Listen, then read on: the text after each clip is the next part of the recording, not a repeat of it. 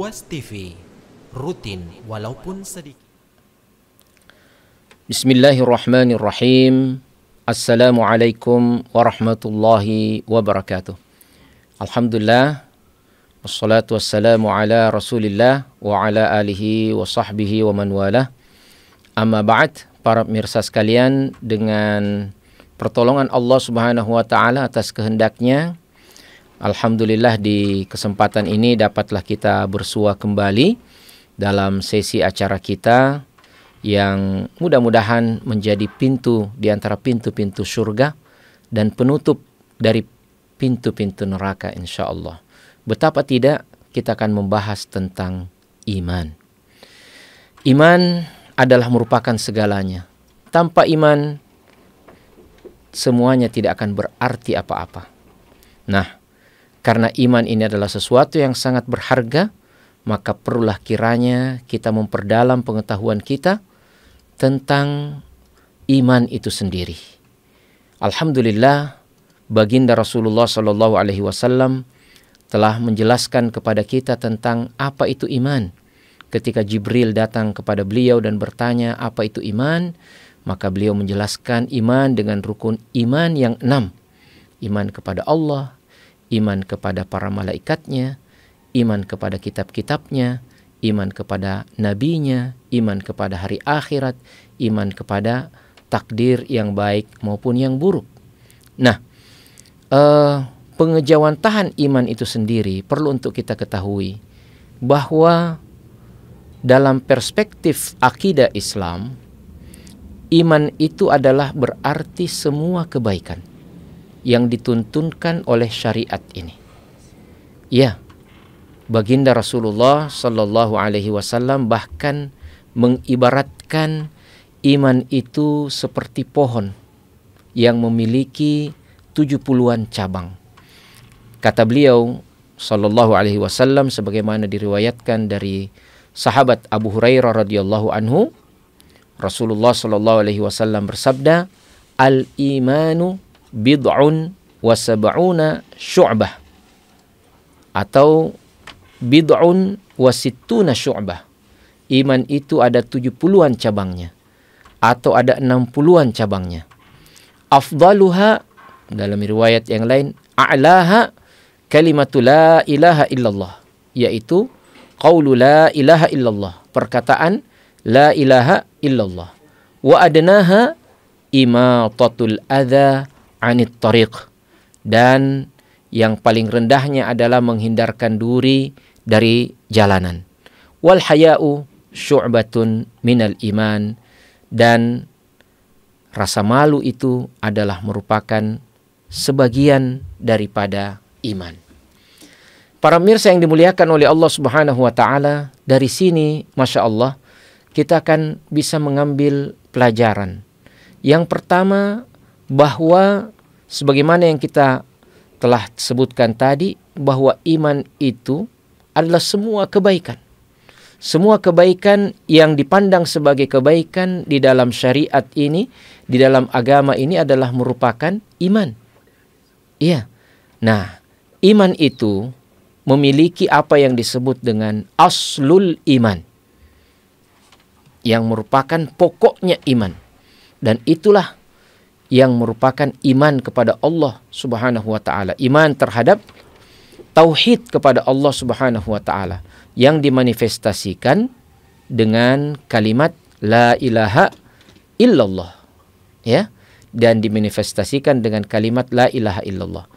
Mirsa yang dimuliakan oleh Allah Subhanahu wa ta'ala, di dalam hadis ini disebutkan juga afdaluha, yang terbaik daripada iman itu, ya, adalah perkataan la ilaha illallah.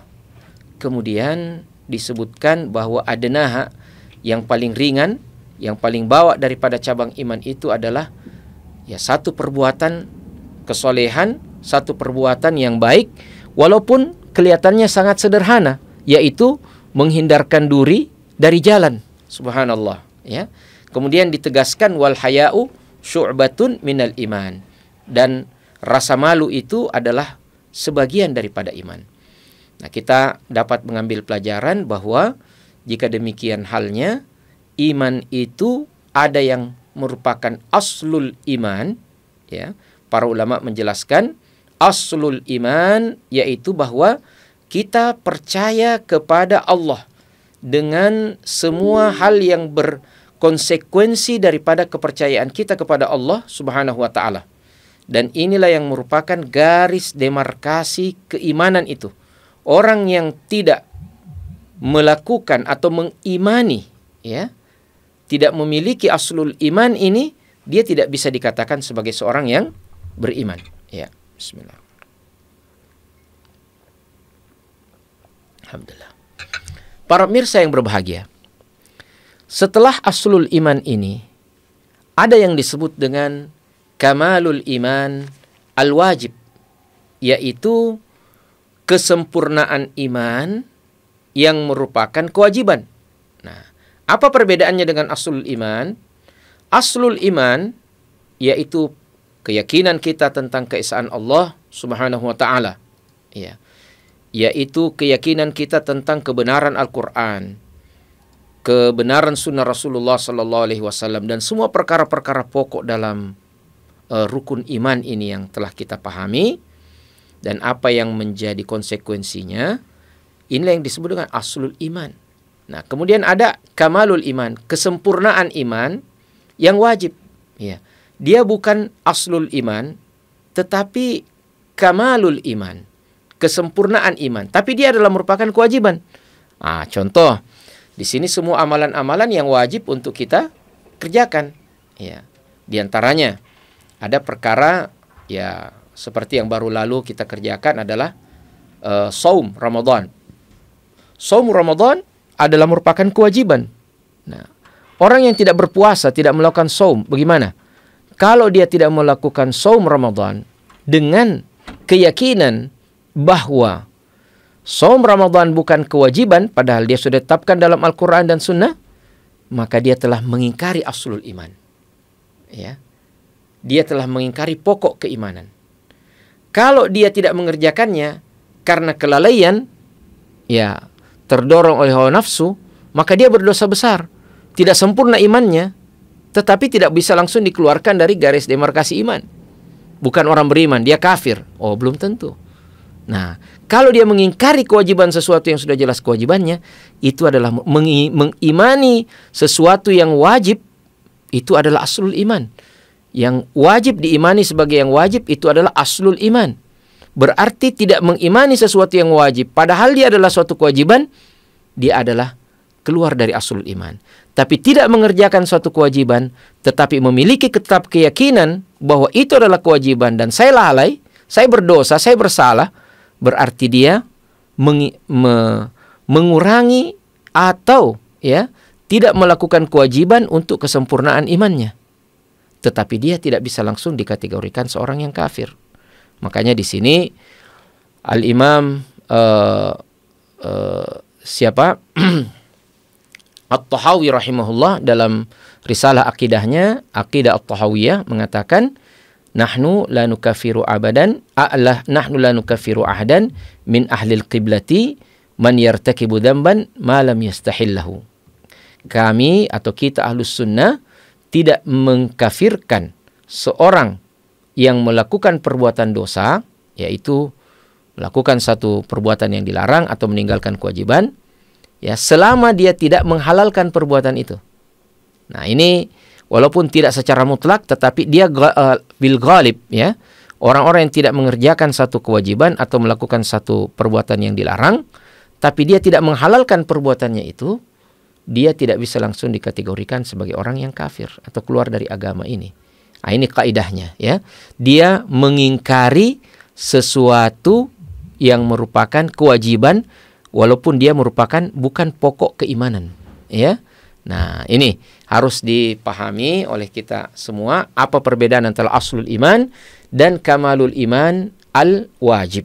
Nah, kemudian setelah itu ada namanya kamalul iman al-mustahab, kesempurnaan iman tapi dia sifatnya sunnah. Nah, ini perkara-perkara yang disunnahkan. Puasa Syawal, ya, puasa Senin Kemis, salat rawatib, ya, qabliyah, ba'diyah, atau perkara-perkara sunnah yang lainnya. Inilah kesempurnaan iman. Ya, orang yang tidak mengerjakannya tidak berdosa, ya.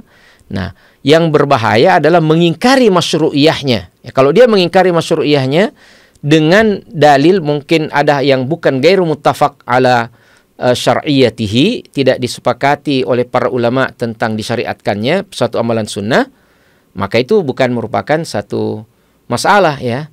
Nah, tetapi sesuatu yang sudah sepakat umat tentang disyariatkannya, baik dia wajib maupun mustahab, maka sebenarnya yang diingkari bukan perbuatan sunnahnya, tetapi mengingkari, ya, Al-Quran dan sunnah Rasulullah atau hadis Nabi SAW. Itu yang jadi masalah, dan ini yuaddi ila al-khuruj anil millah. Bisa jadi juga mengantar seorang keluar dari agama. Iya. Nah, ini tergantung nanti kalau kita mau bicara tentang masalah takfir, ya, bagaimana seorang itu dijatuhkan vonis murtad, ya, itu bahasannya lain, ya. Ada perbedaan antara perbuatannya dan hukum individunya yang melakukan, itu pembahasannya perlu waktu tersendiri. Tapi yang kita bahas di sini adalah bahwa iman itu punya beberapa tahapan, punya beberapa cabang, punya bagian-bagian, ya. Syu'bah di sini bisa kita terjemahkan berupa bagian-bagian. Ada bagian yang paling penting yang disebut dengan a'laha atau afdaluha, atau istilah para ulama aslul iman, yaitu kalimat la ilaha illallah. Nah, inilah intinya iman, ya. Kalau orang Bugis mengatakan lisenah, ya, intinya iman. Nah, lubbu lubbin, ya, bagian di dalam daripada yang di dalam. Inilah kalimat la ilaha illallah. Bismillah. Nah, kita bahas secara singkat makna la ilaha illallah sebagai bagian yang paling penting daripada keimanan. Kalimat la ilaha illallah ini dimulai dengan la an-nafiyah, la ilaha, ya, dia harus berbentuk nasab, ilaha, ya, karena la di sini sama kerjanya dengan inna, ya, karena dia adalah la nafiyah lil jins, ya. La ilaha illallah, ya, ini adalah mustathna, ya. Nah, la ilaha illallah, ya. Nah, di sini ada yang mahdhuf, ada yang tidak tersurat, ya. Apa itu yang tidak ada? Yang disembah, la ilaha, tidak ada sesembahan, ya. Apa takdirnya yang mahdhuf di sini? Para ulama menjelaskan mahdhuf artinya tidak tersurat, tapi hanya tersirat. La ilaha bihaqqin, tidak ada yang tidak ada yang berhak untuk disembah, ya. Illallah, la ma'budah, tidak ada sesembahan, ya. La ma'budah bihaqqin, tidak ada yang disembah dengan benar sesuai dengan haknya, illallah, kecuali Allah. Ini bermakna sangat dalam, bahwa semua sesembahan, ya, adalah merupakan kebatilan, kecuali sesembahan itu adalah Allah. Semua penyembahan kepada apapun adalah merupakan kebatilan, kecuali penyembahan kepada Allah Tabaraka wa Ta'ala. Nah, inilah makna yang paling mendasar dalam akidah seorang muslim, seorang mukmin, bahwa dia berkeyakinan tidak ada yang berhak untuk disembah kecuali Allah. Semua bentuk ritual penyembahan, apakah itu ibadah berupa ketundukan, ya, salat, takarrub penyembelihan, ya, ini kita sudah mendekati Idul Adha, ya. Tidak boleh hukumnya menyembelih satu hewan dengan niat takarrub ibadah kecuali hanya kepada Allah Subhanahu wa taala. Allah Subhanahu wa taala berfirman, "Inna salati wa nusuki wa mahyaya wa mamati lillahi rabbil alamin." Sungguhnya salatku, ya, dan nusukku, yaitu penyembelihanku, hidup dan matiku hanya untuk Allah, Tuhan seru sekalian alam. Jadi kalau ada orang yang menyembelih kemudian meniatkannya untuk takarrub ibadah kepada penghuni kubur, kepada penjaga lembah, ya, atau siapapun, apapun, baik itu kepada nabi atau kepada malaikat atau kepada jin atau kepada batu atau kepada pohon atau kepada burung atau kepada kubur, selain Allah apa saja, itu adalah merupakan kesyirikan. Ya, dan Allah Subhanahu wa taala menegaskan, la in asyrakta la yahbatanna 'amaluka wa la takunanna minal khasirin. Kalau engkau melakukan perbuatan syirik, batal semua amalanmu dan kau di hari akhirat termasuk orang-orang yang merugi. Nah, dari sinilah kita bisa menangkap betapa urgennya, betapa sentralnya, betapa pentingnya kalimat la ilaha illallah. Tidak ada Tuhan yang berhak disembah melainkan Allah. Karena semua ibadah yang kita lakukan tanpa dengan didasari kalimat ini, bahwa kita adalah seorang yang beriman kepada Allah dan tidak melakukan kesyirikan atas penyembahan kita kepada Allah, ya, barulah amalan kita itu bisa bernilai di sisi Allah. Kalau kita tidak memiliki ikrar, tidak memiliki keyakinan akan hal ini, naudzubillah, ya, walaupun kita menyembelih 1000 ekor onta, ya, tapi kita tidak berkeyakinan bahwa Allah itu esa dan bahwa kita menyembelih, ya, itu adalah dalam rangka takarrub kepadanya. Kita menyembelih umpamanya untuk takarrub kepada satu kuburan atau satu jin atau syaitan atau malaikat atau nabi, kita niatkan untuk takarrub, artinya beribadah kepada itu semua, maka batal kita punya semua amalan. Ya, tidak ada yang diterima oleh Allah Subhanahu wa taala. Makanya kalimat la ilaha illallah inilah yang memberikan nilai kepada semua perkara kebaikan yang kita lakukan.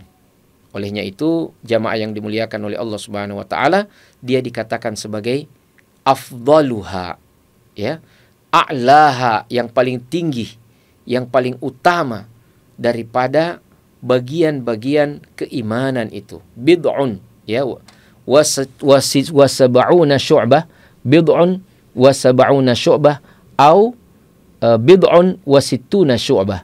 Ada 70-an atau 80-an. Ya, cabang daripada keimanan itu. Sampai-sampai jamaah yang dimuliakan oleh Allah Subhanahu wa taala, kegiatan-kegiatan interaksi manusiawi kita ketika diniatkan sebagai takarrub kepada Allah, insya Allah dia akan menjadi pahala yang sama dengan orang yang bertakarrub kepada Allah, ya, dalam bentuk yang lain. Contoh, Rasulullah sallallahu alaihi wasallam bersabda, man kana yu'minu billahi wal yaumil akhir falyukrim jarahu. Man kana yu'minu billahi wal yaumil akhir falyukrim dhaifahu. Barang siapa yang beriman kepada Allah dan hari akhirat, hendaknya dia memuliakan tetangganya. Barang siapa yang beriman kepada Allah dan hari akhirat, hendaknya ia memuliakan tamunya. Nah, memuliakan tetangga, memuliakan tamu adalah kebaikan. Namun di dalam Islam, kebaikan itu tidak hanya berhenti pada hal-hal yang sifatnya duniawi belaka. Artinya kalau kita berbuat baik kepada tetangga, kita menjamu tamu dengan baik, itu akan menjadi hubungan yang baik antara kita dengan tetangga, antara kita dengan orang yang bertamu kepada kita. Nah, Islam tidak berhenti sampai di situ. Tapi motivasi yang didorongkan oleh syariat ini, bahwa kita melakukan itu semua karena Allah Subhanahu wa ta'ala. Karena Allah, karena kita ingin mendapatkan ridha Allah Subhanahu wa ta'ala.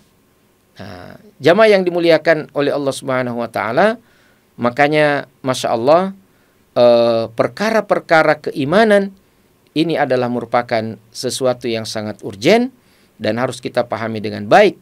Maka ketika disebutkan dalam hadis ini a'laha au afdaluha kalimatu la ilaha illallah, maka pantaslah kita kemudian untuk bisa memahami bahwa para sahabat Rasulullah Sallallahu Alaihi Wasallam yang beriman kepada Allah dan menerapkan iman itu, ya, kepada dirinya, bukan hanya pada perkara ritual, tapi juga perkara-perkara muamalat, interaksi antara dia dengan orang lain, tapi diniatkan bagian daripada keimanan.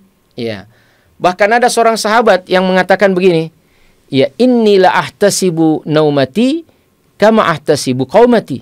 Aku berharap pahala ketika aku terjaga Ya, sama ketika aku mengharap pahala saat aku tertidur. Ya, tidur adalah aktivitas yang menghentikan semuanya.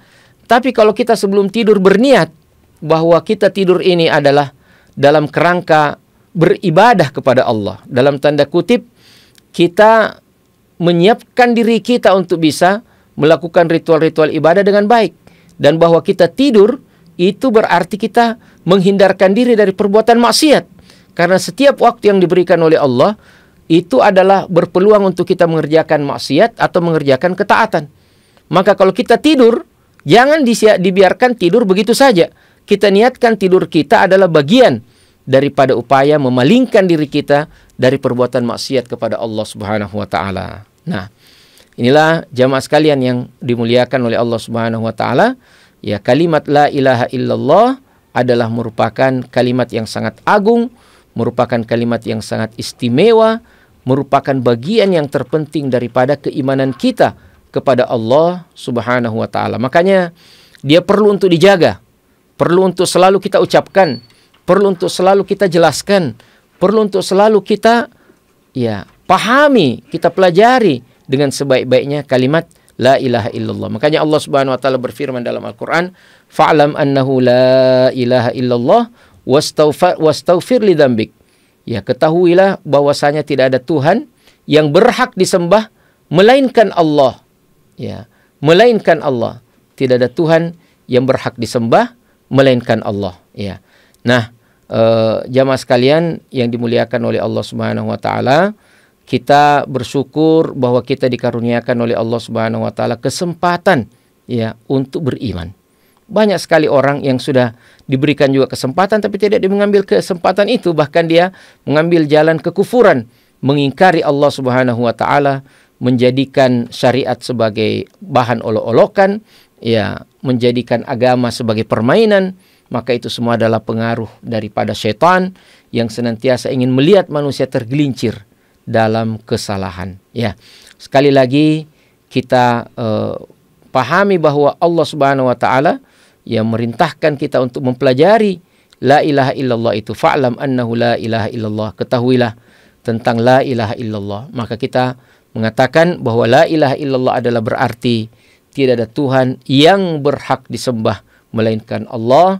Maka keyakinan ini adalah keyakinan tauhid yang harus dimiliki oleh setiap pribadi dan individu muslim dimanapun dan kapanpun dia berada. Para pemirsa yang dimuliakan oleh Allah Subhanahu wa taala, kemudian disebutkan dalam hadis ini bahwa al-haya'u minal iman. Sebelumnya disebutkan tentang imatatul adza anit thariq. Menghindarkan duri dari jalan adalah bagian daripada iman. Sederhana, kalau kita lihat ada duri atau penghalang orang jalan dengan baik, singkirkan, jangan justru kita yang lempar paku di jalan, Nah, itu adalah perilaku yang tidak beriman, yang melemparkan paku di jalan. Nah, Bapak-bapak dan para pemirsa yang dimuliakan oleh Allah Subhanahu wa taala, hendaknya kita justru ini memberikan isyarat bahwa menghindarkan orang daripada kemudaratan, daripada sesuatu yang buruk adalah bagian daripada iman. Lihat ada sesuatu yang berbahaya, kita ambil, kita singkirkan agar orang tidak terkena. Jangan justru kita yang pasang paku di jalan supaya ban mobilnya orang kempes. Ada sebagian melakukan itu agar pergi ke dia, karena dia berprofesi penambal ban. Jadi ini kebalikannya. Tapi tentunya kita tidak menuduh saudara-saudara kita yang berprofesi penambal ban bahwa sengaja dilempar paku di situ supaya orang bocor bannya semua. Insya Allah nggak ada deh, Tapi jangan sampai ada, Nah, atau hal-hal lain jadi perlu dipikirkan, apalagi dalam konteks kehidupan kita sekarang ini. Ini sederhana kayaknya hadis ini, bahwa menghindarkan duri dari jalan adalah bagian daripada keimanan. Kita bilang ini sederhana sekali, memang sederhana, Tapi bagaimana kalau kemudian kita justru memasang duri yang membuat orang lain celaka, Ini sekarang bukan lagi kuda yang dipakai, mungkin kalau kuda keinjak paku atau rodanya yang dulu itu keinjak paku, ya paling ya bagaimana nggak terlalu parah, ya wallahu alam. Tapi bagaimana sekarang kalau ada paku yang dipasang, itu bisa membuat celaka dan akibatnya bisa sangat fatal, ya.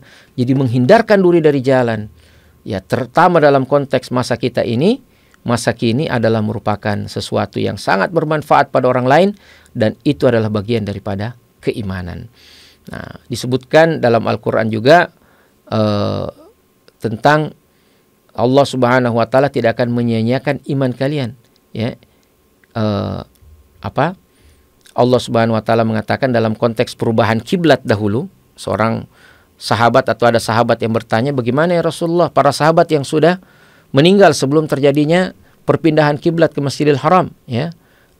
Kemudian turunlah firman Allah, innallaha la yudhi'u imanakum. Sungguhnya Allah tidak akan menyia-nyiakan iman kalian. Ya, sebagian ahli tafsir menyebutkan iman kalian di sini dimaksudkan salat kalian. Karena sahabat ini yang bertanya memahami bahwa kalau begitu ya tidak diterima dong salatnya karena kiblat sudah berpindah. Oh tidak, Allah menerima. Tidak akan menyia-nyiakan pahala daripada salatnya. Imanukum, ya, imanakum adalah berarti salatakum. Salat bagian daripada iman, sedekah bagian daripada iman, berbuat baik tetangga tetangga merupakan bagian daripada iman, berbuat baik kepada tamu adalah bagian daripada iman, berkata-kata yang baik adalah bagian daripada iman. Ya, Ibnul Qayyim mengatakan sebagaimana jadi semua cabang daripada kebaikan itu sejatinya adalah cabang daripada iman itu sendiri, ya. Semua amal soleh adalah bagian daripada iman itu sendiri. Nah, ini memberikan pemahaman kepada kita jamaah sekalian yang dimuliakan oleh Allah, bagaimana menjaga iman ini adalah menjaga dengan melakukan semua amal soleh yang bisa kita kerjakan. Karena dengan demikian kita menebalkan iman kita, kita menguatkan iman kita, kita menanam iman kita semakin dalam, menghunjamkannya pada ya tempat yang paling dalam sanubari kita. Dan tidak berarti setelah itu kita menyia-nyiakan amal-amalan lahiriah. Amalan-amalan lahiriah sejatinya menguatkan apa yang ada di dalam hati. Ketika kita sholat, ketika kita haji, ketika kita puasa, ketika kita mengerjakan amalan-amalan yang lain, apapun itu, ketika dia adalah sesuatu yang baik dalam syariat ini, sejatinya kita sedang menguatkan iman kita. Namun semua dosa, ya ini kata Ibnul Qayyim juga, sebagaimana setiap dosa adalah cabang dari kekufuran. Walaupun seorang itu mungkin tidak bisa langsung dikatakan kafir, tetapi ketika amalan-amalannya itu menumpuk dosa, sejatinya dia sedang mendekatkan di gerbong kehidupannya itu kepada lokomotif kekafiran. Ya. Nah, kita jangan seperti itu. Ya, berusaha, walaupun pasti juga kita akan ada dosa, tapi jangan merupakan dosa yang diprogramkan. Ya. Apatah lagi dosa-dosa yang menyangkut masalah keimanan kepada Allah Subhanahu wa Ta'ala. Jangan sampai kita menyia-nyiakan sholat kita. Ya, sholat ini adalah pengejauhan tahan, bahkan bagian daripada keimanan yang tidak boleh kita main-mainkan. Ya, wa'mur ahlaka bis sholati wastabir 'alaiha. Berhijab, ya, melaksanakan kewajiban-kewajiban kita di dalam agama. Inilah bagian daripada keimanan. Ya. Nah, inilah yang dapat kami sampaikan, Bapak Ibu, para pemirsa Ruas TV yang dimuliakan oleh Allah Subhanahu wa Ta'ala. Insyaallah kita akan melanjutkan pelajaran kita ini, ya, yang merupakan penjelasan daripada hadis Nabi sallallahu alaihi wasallam, syu'batul iman, syu'abul iman. Ya, para ulama ada yang menghimpun, ya, apa itu yang dimaksud khisalul iman itu, ya, adalah bagian-bagian atau cabang-cabang keimanan, ya. Wallahu alam, ya, ini adalah merupakan satu hal yang sangat baik, ya, untuk kita meneliti apa yang menjadi bagian daripada keimanan dengan dalil-dalil, ya, agar kemudian kita tambah saldo iman kita dan kita menghadap kepada Allah Subhanahu wa Ta'ala dalam keadaan Dia ridha kepada kita karena kita telah beriman, dan kita pun ridha dan ikhlas menjadikan Dia sebagai Tuhan dan sembahan kita yang kita tidak akan menyembah kepada yang lainnya. Dan hari akhirat adalah sesuatu yang paling nyata walaupun kebanyakan orang meragukannya. Maka janganlah termasuk orang-orang yang ragu, tapi jadilah orang-orang yang yakin, jadilah orang-orang yang beriman dengan sepenuh-penuhnya kepada Allah Subhanahu wa Ta'ala dengan mengaktifasi semua instrumen kemanusiaan kita untuk menambah iman tersebut.